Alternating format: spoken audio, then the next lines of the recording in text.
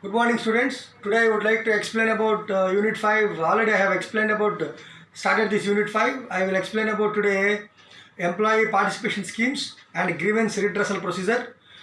First of all, this coming to employee participation schemes. In olden days, Indian employees are having the innate feeling that they are born to serve but not born to rule. This was the caption encashed by many Indian organizations in the country since from the date of independence to till date. Slowly, the picture of serving to want to serve was slowly changing now. Now, most of all the employees are involved in decision making programs from the side of organization, and slowly organizations are encouraging the employees to participating in their effective decision making.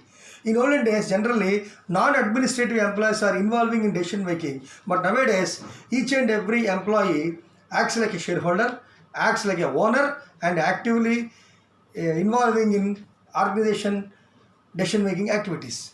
While coming to various employee management schemes in the country are session box, co-partnerships, works committee, joint management councils, joint councils. Okay, there are so many activities going on in the country in the name of employee participation schemes. While coming to the first one, session box, more employees who are having lot of sessions with respect to given to the organizations. Okay, the organization is going to arrange a session box in the organization. Those who are having very good sessions, the employee has to drop those sessions in the session box. One fine day, the immediate superior or the concerned manager are going to open the session box and they will acknowledge the decisions or the sessions given by the employees of various departments. It is called session box. While coming to the co-partners, co-partners means the most of the employees, irrespective of and apart from giving salaries and other welfare facilities to the employees, they are making employees as partners into their business. That means they are giving stocks and shares to the employees by making them partners in the business. Okay, and the next one is work directors. While coming to the work directors, the management committee has selected few members from the employees as managing directors in the board. Okay, that means they are giving freedom and free hand to the employees involved in decision making. It is called work directors. While coming to the shop councils are working under Industrial Establishment and Industrial Dispute Act 1947, and they are telling that they are the part of the industrial employment. Those who are having the equal number of participation from the side of employees and from the side of management. It should not exceed, the representative participation does not exceed more than 12 members in that group.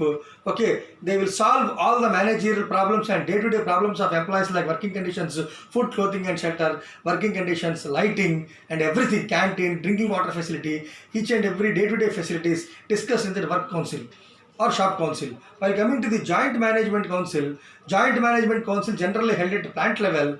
Those who are having employees of more than 500 employees working in the plant, okay, and same equal number of participation from the side of employees and management, day-to-day managerial and operational problems, okay, discussed in that joint management council. While coming to the works committee is also same like shop council and joint management council. All these councils are working towards the effective and smooth development of the organization. These are called employee participation schemes in the country. While coming to the grievance procedure and grievance redressal mechanism and how to settle the disputes in grievance committee. Grievance, what is meant by this grievance? Grievance is nothing but it is a type of discontentment or dissatisfaction, whether it is expressed or not expressed, whether it is valid or not valid. It should be connected with any type of employment arised by the employees. It is called grievance. And how, when and why this grievance arises? Generally, grievances are of three types: individual grievance, group grievance. Individual grievance, group grievance, organization grievance. These are called three types of grievances. Generally, I told that grievance is a sort of dissatisfaction. Why this dissatisfaction occurs means grievance with respect to non-payment of salaries, management sometimes not recognizing the works of employee, not providing proper working conditions, not providing any safety and welfare measures to the employees. In any form, grievance will arise. The management has taken it as a responsibility on their shoulder to solve the grievances at nook and corner of the organization. Okay, while coming to the grievance redressal mechanisms, there are two types, step ladder policy and open door policy. Students carefully listen, there are two policies, step ladder policy and open door policy. While coming to the step ladder policy, if any employee has occurred with any grievance, okay, first of all, he has to forward that complaint. The grievance employee has to forward the complaint to the immediate superior. The immediate superior forward the complaint to the next authority, and finally it will reach us to the top management. It is called step ladder policy. That means step by step forwarding the complaints to the concerned authority. It is called step ladder policy. And the last one is, second one is open door policy. Each and every employee or any employee who is having grievance and who is facing with grievance, they can directly forward the complaint to the top management by bypassing all the levels of hierarchy in the organization. It is called open door policy. These are various dispute grievance redressal mechanisms in the organization. Tomorrow I will explain about managing work stress and natural hazards in the organization. Thank you.